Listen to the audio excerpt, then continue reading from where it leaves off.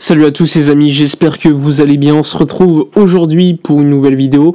On va évoquer l'actualité du Barça, on va parler de l'ailier gauche qui sera évidemment le dossier, la recrue phare de la saison prochaine, puisque ça a été pour l'instant le choix de la direction sportive et d'Hansi Flick, mais également d'autres postes, notamment au poste de latéral. Donc on va revenir également sur ces éléments-là, revenir sur le poste de numéro 9, est-ce qu'il sera un dossier ou pas. Donc on va évoquer tous ces dossiers, mais juste avant, petit instant promotion, profitez de mon partenaire maillot pour acquérir des maillots répliques de bonne qualité.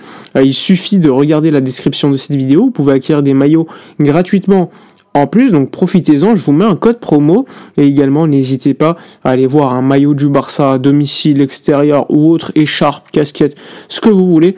Tous les détails dans la description de cette vidéo. Si vous avez des questions, n'hésitez pas à venir me les poser directement sur Instagram. C'est parti pour la vidéo de la journée, on y va, sans plus attendre, je vous l'ai dit, on va parler du dossier ailier gauche, qui selon David Bernabéu, journaliste de sport assez proche de la direction, sera le dossier le plus important de la saison prochaine. Et il a cité deux noms qui sont des noms que j'avais déjà évoqués en avant-première il y a quelques jours, c'est-à-dire Kvaratskhelia et Nico Williams. Il a également parlé de Léo en disant que Léo coûtait pour l'instant trop cher, donc on va revenir sur chacun d'eux et pourquoi en fait ils sont pistés par le club. Alors tout d'abord, Kvaratskhelia, le joueur du Napoli. Alors c'est une option privilégiée par Hansi Flick, je vous l'avais déjà expliqué, par son profil dribbleur mais également passeur. Également quelqu'un qui est capable de faire du travail défensif, même si c'est pas sa qualité première, à contrario d'un Leao qui a une mauvaise image à ce point-là, à ce niveau-là, même si c'est pas rédhibitoire, ça reste quand même un élément clé pour un système tel que celui d'Hansi Flick, sachant que, ne l'oublions pas, aujourd'hui, le poste d'ailier gauche est un poste assez sinistré, parce que le profil de l'ailier, on l'a pas dans l'effectif, on a Lamine à droite, mais à gauche, il n'y a personne, c'est Rafinha qui joue plutôt half space, c'est-à-dire attiré par l'axe.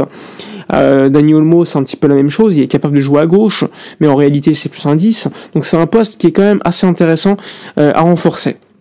Donc je vous dis Kvaratskhelia qui négocie actuellement avec le Napoli une prolongation de contrat, mais en fixant une clause libératoire plutôt basse par rapport aux attentes de Laurentiis, le président fameux du Napoli, une clause qui pourrait être fixée aux alentours de 80 millions d'euros. Alors ça reste assez cher, mais je le rappelle, le Barça peut acheter n'importe quel joueur si le fair play financier est au 1 pour 1. Pourquoi ? Parce que on divise par le nombre d'années de contrat et tu ajoutes le salaire brut. Je rappelle, salaire qui pour l'instant chez Kvaratskhelia en Serie A n'est pas élevé, mais s'il prolonge au Napoli, ça devrait monter et être aux alentours de 7 millions d'euros net, ce qui est quand même pas mal, une somme même pour le Barça, mais en tout cas c'est une option privilégiée pour le club. Ensuite il y a Nico Williams, clause libératoire fixée aux alentours de 60 millions d'euros, qui a un salaire d'environ, je crois, 12 millions d'euros bruts à l'Athletic Club, donc assez élevé. On sait que c'est un joueur qui aurait pu signer l'été dernier et qui n'est pas venu. Est-ce qu'il va venir ? Je ne l'exclus pas aujourd'hui. On parle souvent du train qui passe qu'une fois, en réalité, c'est pas le cas. Que ce soit pour n'importe quel joueur, quand un joueur est dispo pour venir et que le club le veut, ça se fait, même si ça s'est pas fait pour d'autres raisons avant. Donc Nico Williams, certes, l'été dernier n'est pas venu, mais je ne serais pas surpris que l'été prochain, il soit un véritable dossier sur la table de la direction sportive. D'ailleurs, Deco, lors d'une précédente interview, a confirmé que Nico Williams était véritablement désiré et que c'est lui finalement au dernier moment qui n'a pas voulu venir. En interview, il a également expliqué lui-même que sa famille l'avait convaincu pour rester un peu plus, et dans toutes ses interviews il dit je voulais rester une année de plus. Donc une année de plus, ça signifie déjà beaucoup de choses. La connexion avec Lamine Yamal, Baldé, etc. est également un plus. Le fait que ce soit un joueur qui connaît la Liga, profil assez connu, dribbleur, très rapide. Donc au niveau du profil, il travaille également défensivement, c'est également quelqu'un d'intéressant qui coûte 60 millions d'euros, mais c'est une clause, tu dois payer sec, même si tu l'amortis sur 5 ans de contrat. Au niveau du salaire, ça reste plus ou moins similaire à Kvara, un peu moins cher, mais en tout cas c'est une des options également privilégiées pour le club. Pourquoi Léo baisse un petit peu dans l'échelle des favoris? Déjà parce que c'est Laporta, et forcément Laporta, certes le dernier choix, mais ce n'est pas lui qui prend des décisions au préalable au niveau sportif. C'est également Mendes, c'est-à-dire prime à la signature, mais également une inconnue, le prix fixé par le Milan, clause libératoire très élevée de Leao, même si on entend beaucoup parler du fait que le Milan pourrait accepter un prix, une ristourne, mais pour l'instant, c'est que des rumeurs. Donc là aussi, Leao, pour l'instant, c'est très cher. Salaire, là aussi, un salaire énorme au Milan. Alors, même si en Italie, on le sait, ils ont tendance à surpayer pour les meilleurs joueurs de leur championnat. Donc là aussi, pour l'avoir, il faudrait payer un salaire très élevé. Donc c'est pour ça aussi que c'est une option un peu plus compliquée que les autres. Donc on verra de toute façon. Mais pour l'instant, Kvaratskhelia et Nico Williams sont les pistes privilégiées par la direction sportive et Hansi Flick pour renforcer ce fameux poste d'ailier gauche l'été prochain. Je vous ai parlé également du poste de latéraux et du poste de neuf. Tout d'abord le poste de latéral. Alphonso Davies est une véritable volonté d'Hansi Flick, néanmoins pour l'instant c'est compliqué. Pourquoi ? Eh bien parce que le Real Madrid, avec qui il discute déjà depuis 2 ans, est le grand favori pour le signer. Salaire plus élevé, prime à la signature d'environ 15 millions d'euros. Pour l'instant il n'y a pas débat. Le Real Madrid fait une meilleure offre et peut-être que sportivement aussi, il préfère aller au Real, hein, c'est pas scandaleux non plus, sachant qu'à gauche, il a Ferland Mendy qui n'est pas non plus un foudre de guerre. Donc ça aussi, ça peut être une option en moins pour le club qui cherche quand même un latéral gauche. Pour l'instant, il y a des noms, certains joueurs du Feyenoord, de Benfica, donc rien de très sérieux pour l'instant. Mais en tout cas, le Barça veut se renforcer à gauche et à droite. Et à droite, pour l'instant, il n'y a pas de noms très sérieux qui sont sortis.